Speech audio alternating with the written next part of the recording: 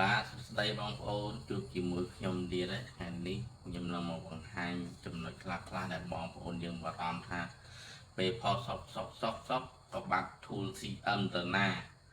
ហើយមូលហេតុអីដែលបាត់ហើយខ្ញុំនឹងបង្ហាញវីដេអូរបស់ខ្ញុំដើម្បីរកវាអញ្ចឹងណាពេលទោះបីយើងបាត់មែនក៏យើងមិនបាច់បារម្ភដែរបងប្អូនយើងព្យាយាមផុសវីដេអូឲ្យផ្ទុះទៅវាគង់តែបានបតង់ tool CM នឹងមកវិញទេបងប្អូនយើងមិនបាច់បារម្ភមិនបាច់ភ័យអីឡើយហើយវីដេអូរបស់ខ្ញុំនឹងបង្ហាញបងប្អូនរបៀបទៅឆែករក tool CM យើងវិញតើវាបាត់អាកន្លែងយើងបាត់នឹងហើយយើងអត់ឃើញយើងទៅរកកន្លែងណាឃើញអញ្ចឹងណាហើយអញ្ចឹងកុំភ្លេចតាមដានវីដេអូរបស់ខ្ញុំតាំងពីដើមរហូតដល់ចប់មកបងប្អូនខ្ញុំនឹងបង្ហាញបងប្អូនឲ្យរកឃើញ tool CM នឹងវិញប៉ុន្តែយើងមិនបាច់បារម្ភទេទោះបីបាត់ដែលយើងឆៃមិនឃើញក៏វាមិនបញ្ហាអីដែរបងប្អូនដោយសារពេលខ្លះវាបាត់មែនប៉ុន្តែវាមិនជា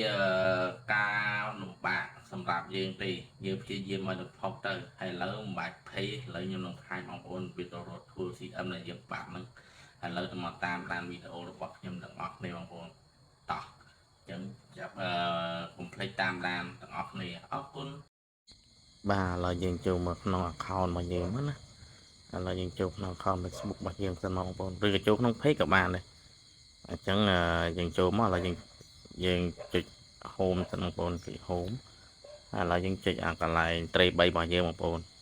ហើយយើងយកពាក្យ professional dashboard ហ្នឹងមក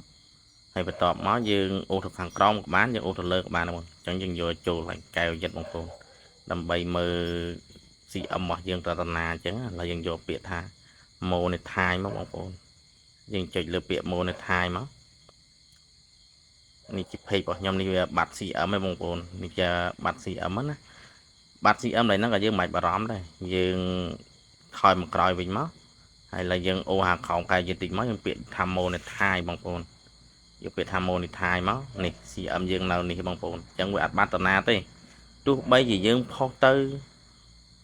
ហើយវាបាត់ tool CM មែនក៏យើងមិនបាច់បារម្ភដែរបងប្អូនយើងមិនបាច់បារម្ភទេយើងព្យាយាមផុសធម្មតាទៅវាអត់បញ្ហាទេតែវាដល់គោលការណ៍វាដល់ពេលវា invite ឲ្យយើងហើយយើងមិនបាច់បារម្ភថា CM នឹងវាបាត់តាណាទេបងប្អូនមិនបាច់បារម្ភទេយើងតែព្យាយាមផុសវីដេអូឲ្យរាល់ថ្ងៃទៅវាគង់តែបាន tool CM សម្រាប់ជួយ set up ទេហើយខ្ញុំមាន star ហើយនឹង subscribe ខ្ញុំអត់ set up ទេអញ្ចឹងហើយវីដេអូរបស់ខ្ញុំក៏មានតែប៉ុណ្្នឹងដែរបងប្អូនអរគុណបងប្អូនដែលបានតាមដានវីដេអូរបស់ខ្ញុំណារហូតដល់ចប់អរគុណជួបគ្នា